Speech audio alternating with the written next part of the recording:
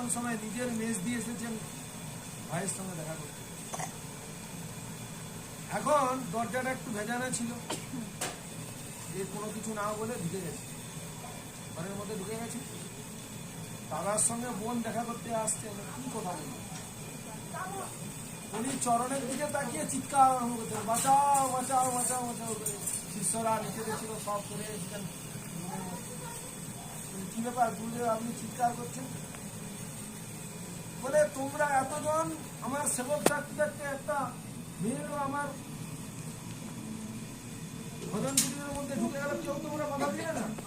তখন শিষ্যরা বলছি তো মেয়ে কি এসেছে আপনার সঙ্গে।